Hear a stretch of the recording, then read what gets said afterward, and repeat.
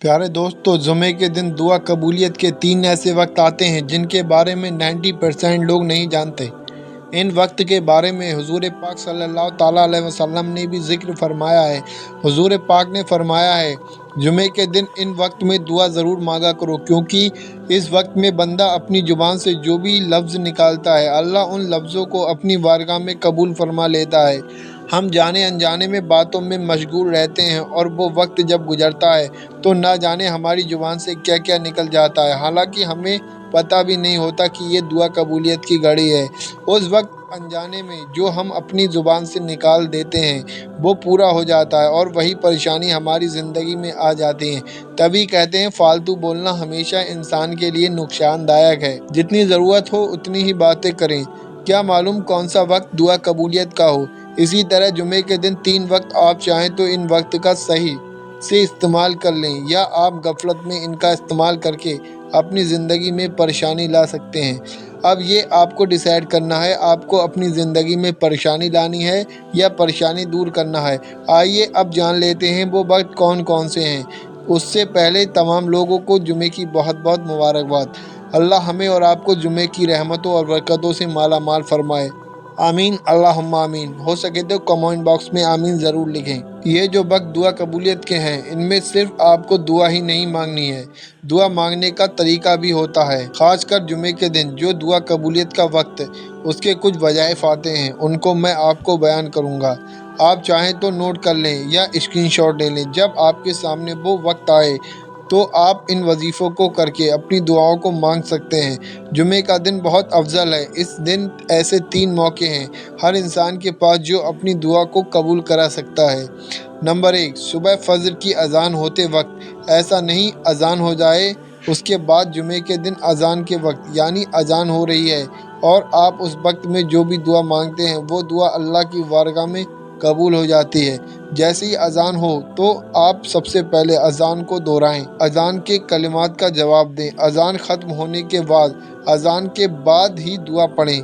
मैंने आपसे कहा था अजान के बाद दुआ नहीं मांगनी है। पहले आप अजान को दोहराएं, उसके बाद अगर आपको अजान के बाद की दुआ याद है तो उसे पढ़ें। अगर याद नहीं है तो आप खाली सल्लल्लाहु ताला अलैहि वसल्लम पढ़ लें। अब आपने अजान दोहरा ली, उसके बाद शुरू में 3 मरतबा दुरूद पाक पढ़ें। दुरूद पाक आप कोई सा भी पढ़ सकते हैं जो आपके याद हो। उसके बाद या रब्बना या रब्बना या रब्बना 7 बार या रब्बना पढ़ें और आखिर में 3 मरतबा दुरूद पाक पढ़ें, वही दुरूद पाक जो आपने शुरू में पढ़ा था। उसके बाद अल्लाह से जो भी आपकी दुआ है, जो भी आपकी हाजत है, चाहे आपकी परेशानी हो, बिगड़े काम हो, रोजी में तंगी हो, बेरोजगारी हो, कुछ भी हो, आप उसके लिए दुआ मांगिए। अल्लाह के रहम व करम से आपकी दुआ रद्द नहीं की जाएगी। जुमे के दिन का एक वक्त तो ये हो गया। अब दूसरा वक्त कौन सा आता है?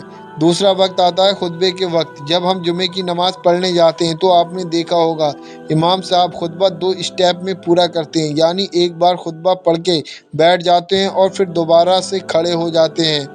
जब इमाम साहब एक बार खुतबा पढ़कर बैठ जाएं, उनके खड़े होने से पहले जो बीच में गैप होता है, उस गैप में आप शुरू में 3 मरतबा दुरूद पाक पढ़ें। दुरूद पाक आप कोई सा भी पढ़ सकते हैं जो आपकी याद हो। उसके बाद या रब्बना या रब्बना या रब्बना 7 मरतबा या रब्बना पढ़ें और आखिर में 3 मरतबा दुरूद पाक पढ़ें। उस बीच में वक्त बहुत कम होता है तो मुश्किल से 1 मिनट लगता है।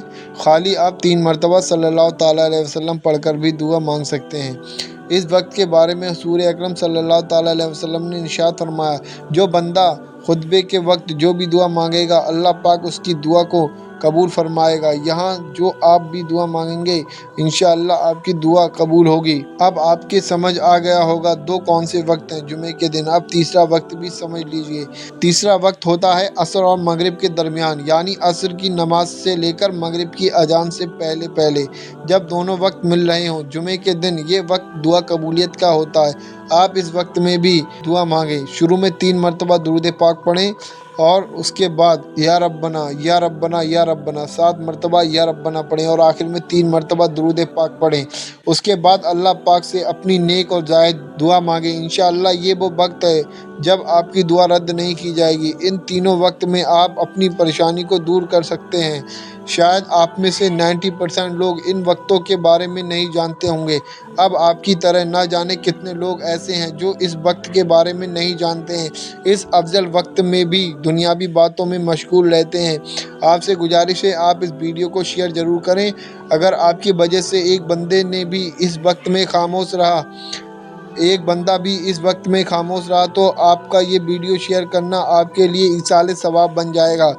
جب تک یہ ویڈیو چلتا رہے گا لوگ عمل کرتے رہیں گے اور آپ کو ثواب ملتا رہے گا۔